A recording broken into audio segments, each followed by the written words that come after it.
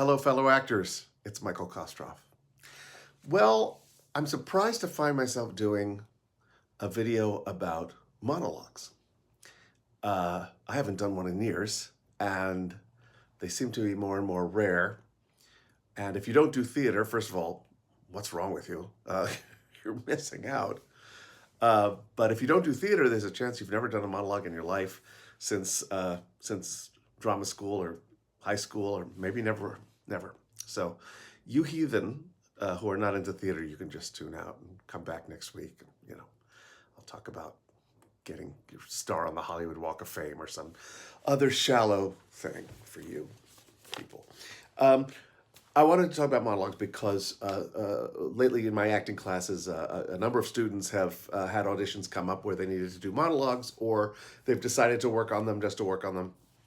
And something happens with actors, I find most often with monologues is, oh my God, I'm talking too much. And it's so funny because we really want attention and also don't look at me. So we're just funny that way. And often I see people just deliver monologues as if there is a race to get to the finish and there's $1 million prize if you finish it faster than anyone else. Here's the thing. Playwrights write monologues and screenwriters write monologues because the character has a lot to say. It's not you deciding to talk a lot, it's the character. The character has a lot to say. So one of the ways to make it less daunting is to think, why do I say so much? Why? And why doesn't, if there are other characters in the scene, why don't they say anything all this time? And I think answering that for yourself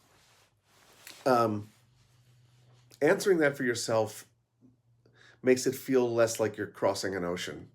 And so that's important to remember. And also to remember that there are other characters in the scene. It's not just you. And I'm going to talk about soliloquies in a minute, so don't get ahead of me. So we have to still look at things like, what's my objective? How am I trying to affect this other person, or what am I trying to find out from them, or what am I trying to do to or for them?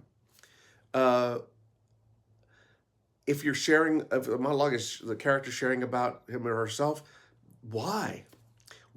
And why to this person, and why now? All of this stuff is going to make it a lot less daunting. Why do I have so much to say to this person at this time?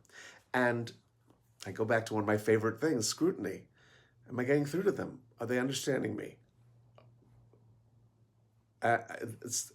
Playing the scene with the imaginary scene partner, very important. In fact, a great way to rehearse them is with a scene partner.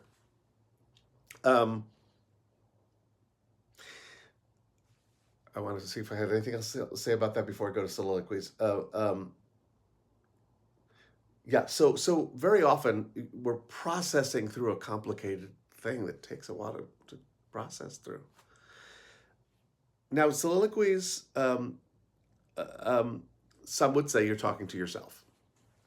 Well, some you're talking to the audience. There are some monologues where you're talking to the audience, and they are the other character. You have to figure out how you want to affect, or what you're trying to do. What is the objective? What's the objective? I heard a very smart actor say that when you're approaching a soliloquy, think of yourself as the other character. You're talking to yourself. My God, I talk to myself, and I'm trying to figure things out, and I sometimes debate back and forth with myself. I always go to Brutus's monologue from Julius Caesar, as opposed to Brutus's monologue from Guys and Dolls.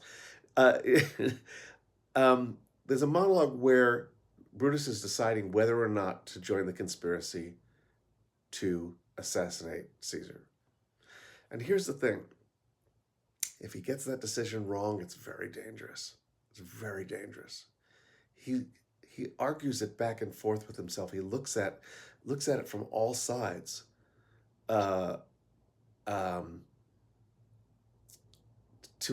make sure he's making the right choice. That's why it's such a long monologue. That's why it's a monologue. for that reason. It takes a while. Um, so, um, yeah, it's yet another category where I think we just abandon the basic acting things that we know we're supposed to do, because it's like, oh God, I'm talking a lot. It's or you think about how it's that awful thing where you start to think about how it's being received, whether the person you're auditioning for is enjoying it or interested. Your character doesn't give a shit about that. You got to remember that your character is not auditioning for a play and doesn't care. You've got much more important things to do. So the more you fill that time up with the character's thoughts, the character's needs, the character's objectives, the character's concerns, the obstacles, the point of view, all the journey of it, the freer you will be from all those annoying actor thoughts. I would love for you to watch, if you haven't, the documentary Every Little Step, which is about the audition process for a chorus line. And I'm going to put a link in the chat, and I'm going to put a link below this video for the thing I'm going to reference. In a chorus line, there's like a 8 to 10 minute monologue by one of the dancers, Paul, who's been really wrestling with whether or not he wants to reveal anything about himself. All of the dancers are being asked to talk about their lives, and he has a very lengthy monologue that has to do with realizing he was gay and how his parents discovered that, saw him in a drag show. And in the documentary, you will see several of Broadway's best triple threat actors audition for Paul. They dance. They have to dance. They have to sing, and brilliant, great acting.